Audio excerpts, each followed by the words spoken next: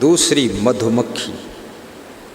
दूसरे समाज में ऐसे लोग हैं जो मधुमक्खी की तरह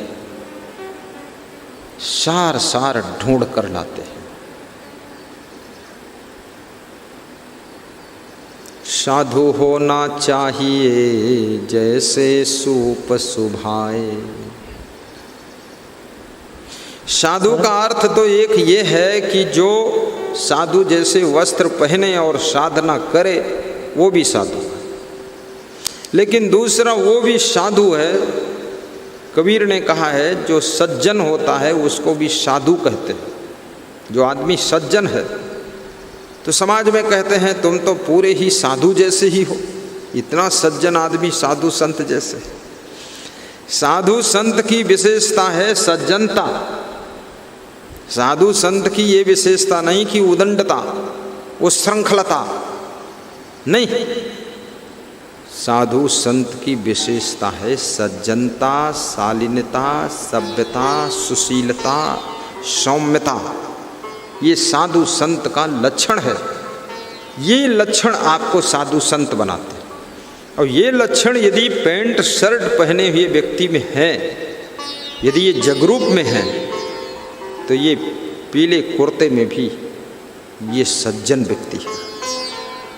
ये लक्षण आदमी को सज्जन बना देते हैं। और ये लक्षण अगर दृढ़ता के साथ तुम्हारे अंदर प्रवेश कर गए और तुम्हारे आचरण में मजबूती के साथ में चमकने लगे तो फिर तुम साधु बन गए, साधु हो गए। सज्जन के बाद साधु बनने का नंबर है। पहले आप सज्जन ही बनोगे फिर साधु बनोगे। सज्जनता पहली सीढ़ी है। पहले प्राइमरी में पढ़ोगे और फिर जूनियर हाई स्कूल और 12th और degree college, MSc, graduate, post graduate, DLitt, PhD सब करते रहोगे। लेकिन पहले प्राइमरी स्कूल। तो सज्जनता ये प्राइमरी स्टेज है। आप सज्जन बनो। किसी गांव में एक बालक रहता था। उस बालक को लोग देखते थे, कहते थे ये गांव में तो रुकेगा नहीं, बहुत सज्जन है, ये तो संत रूप है, ये गांव में तो रुकने वाला नहीं है, ये एक दिन चला जाएगा, गांव छोड़ेगा ये। तो उसको बहुत से लोग समझाने में भी जुट गए कि भाई समझाओ इसको, नहीं तो गांव छोड़ के चला जाएगा तो क्या होगा। गांव के लोग भी चाहते हैं कि हमारी भी संख्या घटने न पाए।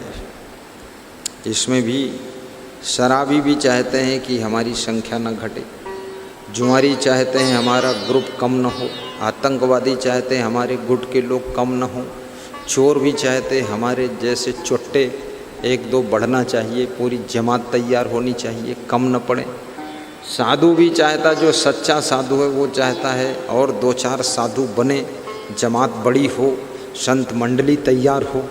और जो कच्चा साधु है वो तो खुद ही डगमग है और दूसरे को भी डगमगाता है, दूसरे को भी डरवाता है और कहता है अरे भाई सोच विचार ले हो, हाँ भाई सोच विचार ले हो, हाँ भाई।